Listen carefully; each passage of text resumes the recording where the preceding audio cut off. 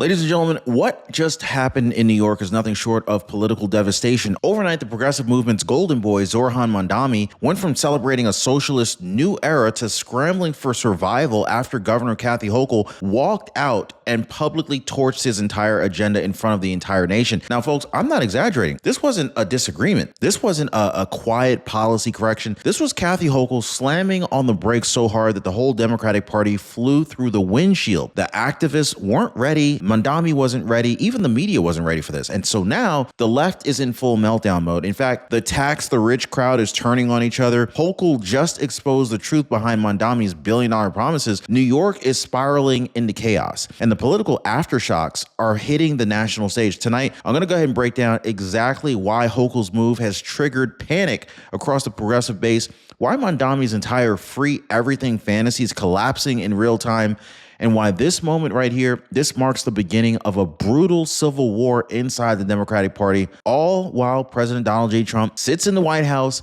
watching blue states crumble under their own weight. Strap in, guys, because what you're about to hear and see, this is the part that the mainstream media refuses to admit, and this is the part that New York's political elite hoped you would never find out. Hit the like button and subscribe. So the moment that Governor Kathy Hochul walked out and slammed the door on Mamdani's tax the rich plan, a political earthquake ripped straight through New York's progressive base. In fact, activists who had spent months celebrating Mamdani as the new socialist rising star suddenly realized that the entire foundation of his agenda had been pulled out from under him, and the panic was immediate. I mean, like overnight, group chats, organizer circles, and left-wing influencers, they erupted in disbelief. Some were genuinely stunned, but others were just straight up furious, but all of them were blindsided. Now, for the first time since his campaign began, Mamdani supporters, they saw a future where his promises weren't just delayed, they were dead. And from day one, Mamdani built his movement on this seductive promise of free everything, free buses, free childcare, free housing, just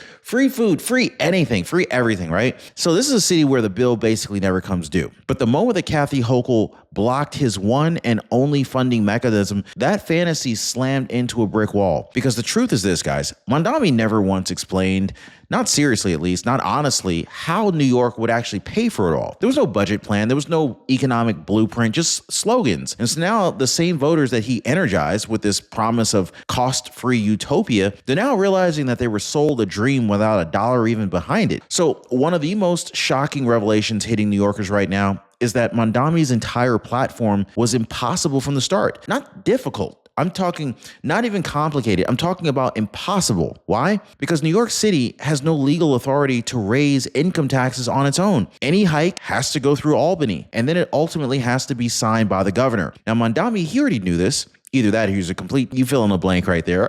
So every candidate already knows this. Yet he campaigned as if he could single-handedly write the state constitution by sheer enthusiasm. And so now voters are feeling very misled. They're very confused, their anxiety is building, they're pissed off, even feeling deceived as they realize that the promises that they had cheered for were never grounded in law or even financial reality. And the truth wasn't hidden, it was ignored. So what truly detonated Mamdani's agenda wasn't a leak, a rumor, or a policy memo. It was Governor Kathy Hochul herself standing at a podium delivering a reality check with surgical precision. She said plainly that she would not raise taxes on the rich. She warned that 1.5% of New Yorkers fund 1/3 of the entire state budget. Now think about that just for a second. Sheer math. You only have 1.5% of New Yorkers funding 33% of the entire state budget. That is a small number of people carrying the boatload of the weight. And those same people are already leaving. And she made it very clear, she cannot risk out-migration. Now, with those words right there, she didn't just reject Mamdani's plan, she vaporized it, because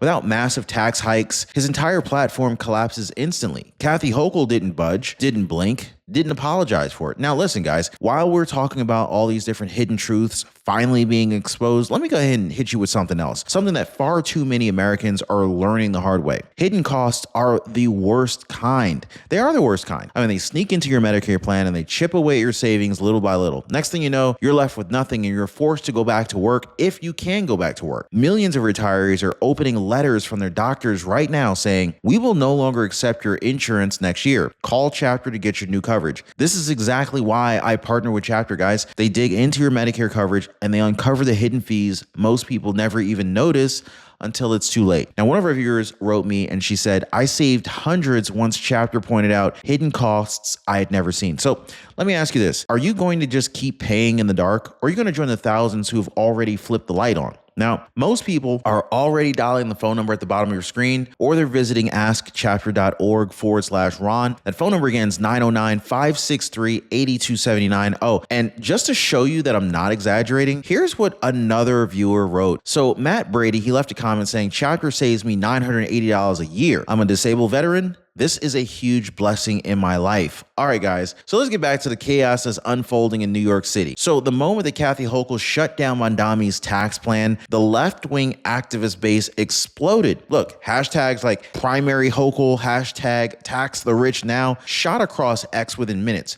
fueled by outrage that one of their own, a Democratic governor, had just abolished their biggest ideological victory. Progressive influencers who once cheered Hochul for being better than Republicans suddenly turned hostile, accusing her of protecting billionaires and sabotaging the movement. Now, organizers who spent months canvassing for Mamdani felt betrayed. The fury wasn't quiet or contained. It was loud, it was very public, and directed squarely at the governor. Hochul broke their dream, and the left's response was pure panic. Now, inside of Mamdani's own campaign, chaos erupted almost immediately. Staffers argued over messaging, unsure whether to blame Hochul, blame Albany, or just pretend that the plan wasn't dead. Progressive organizations, they had backed Mamdani with endorsements and resources. They suddenly backed off, terrified, absolutely terrified of being tied to a collapsing agenda. Donors, they froze their contributions. Volunteer groups demanded answers, and Mamdani himself clearly scrambling, stumbling through statements that contradicted his campaign promises, trying desperately to explain why he couldn't deliver on the things that he loudly guaranteed for months. The collapse wasn't slow.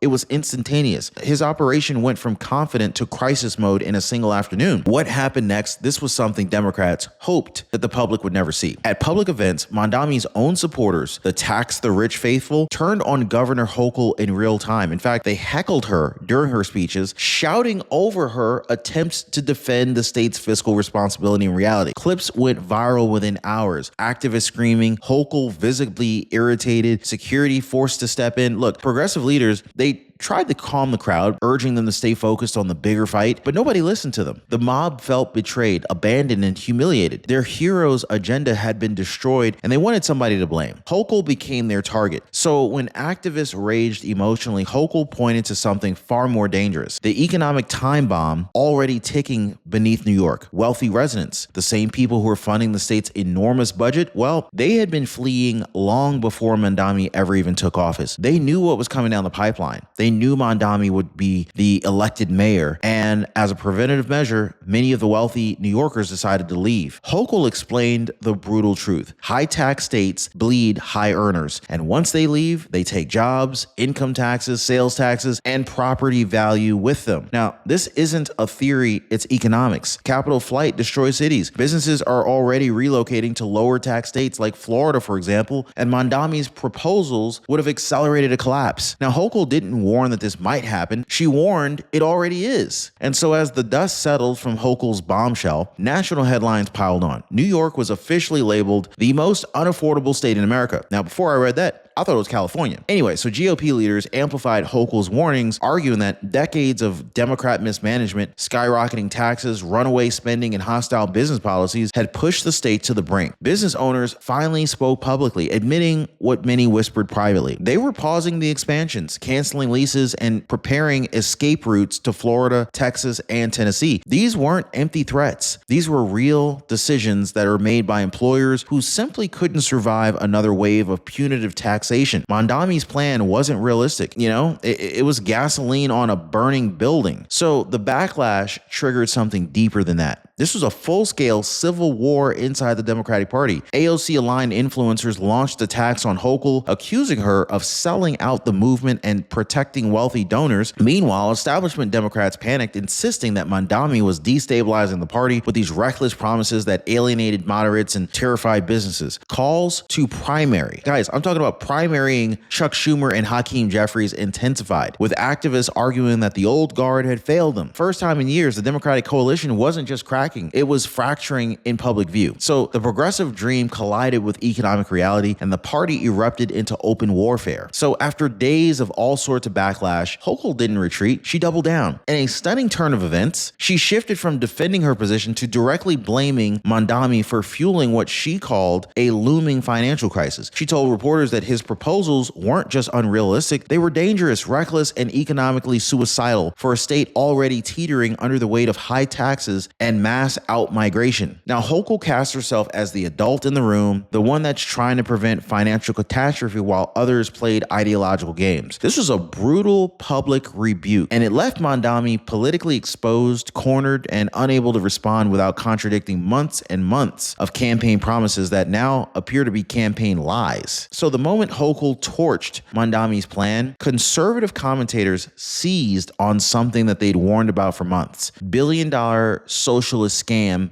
hiding in plain sight. They went ahead and broke down the numbers, showing how Mamdani's proposals would have forced the top 1%, already funding 40% of New York City's income tax, to shoulder as much as 60% under his plan. Now, that kind of dependency wasn't just unfair. Economists called it catastrophic concentration risk. Now, one economic downturn, one wave of wealthy departures, and the entire budget would crash. Suddenly, Mamdani's agenda wasn't just a political failure, it became the national poster child for the dangers of runaway socialism. So, as the political firestorm intensified, the economic consequences became impossible to ignore. Businesses, large and small, began preparing contingency plans for relocation, with some quietly informing employees to brace for out-of-state transfers. Landlords reported growing vacancy as higher income tenants fled the instability. Investors pulled back, signaling New York was becoming a little bit too unpredictable, too hostile, too expensive to justify long-term commitments. The city's fiscal analysts issued early warnings of significant budget shortfalls ahead, driven not by recession, but by policy-driven flight. New York wasn't just dealing with political chaos. It was facing a slow-motion economic unraveling. Now, Mamdani's agenda hadn't just collapsed. It was accelerating the city's decline. So,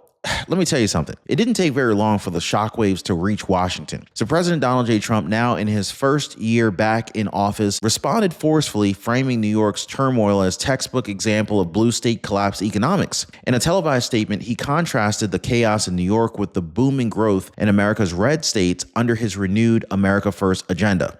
Lower taxes, deregulation, business incentives, and surging domestic investment. Now, Trump argued that Mamdani's collapse wasn't an isolated failure, but the natural outcome of policies that punish success and drive away job creators. His message resonated nationally. Prosperity follows freedom, not socialism. So by this point, even Mamdani's most loyal supporters realized the truth. His socialist revolution wasn't delayed, paused, or even restructured. It was just dead. Hochul's refusal to raise taxes didn't just inconvenience his agenda. It eliminated its entire financial foundation. Progressives screamed betrayal, accusing Hochul of kneecapping their movement. Meanwhile, moderates quietly celebrated, relieved that someone finally halted the runaway spending fantasies. Mamdani, once the progressive golden child, suddenly found himself isolated, embarrassed, and visibly struggling to defend the proposals that he already knew were impossible. His revolution ended not with a protest, not with a vote, but with a single sentence from the governor who pulled the plug. So after the straight-up collapse, the Democratic Party faced a brutal reckoning. Far-left activists blamed the rich, corporations, donors, and anyone else that they could name for destroying their dream of a socialist New York. But moderates fired back with equal force, arguing that Mamdani's irresponsible promises endangered the entire state and alienated working families who simply wanted stability. Meanwhile, ordinary voters, they looked at the chaos and they felt nothing but frustration at the broken promises, at the infighting, and at the political theater that left them without results. The divide wasn't philosophical anymore. It was visceral, and it exposed a movement that was completely unprepared for reality. And so now, New York stands at the most pivotal crossroads in a generation. The cracks inside the Democratic Party are no longer whispers, they're fault lines, splitting open in real time. Progressives blame moderates, moderates blame progressives, and both sides are watching a once powerful coalition crumble under the weight of its own contradictions. But outside of that internal war, something else is happening. New Yorkers, lifelong blue state voters, are openly embracing President Trump's America First message for the first time. They're tired of the chaos. They're tired of the collapse, tired of paying the price for political fantasy. New York doesn't just need direction, it needs rescue.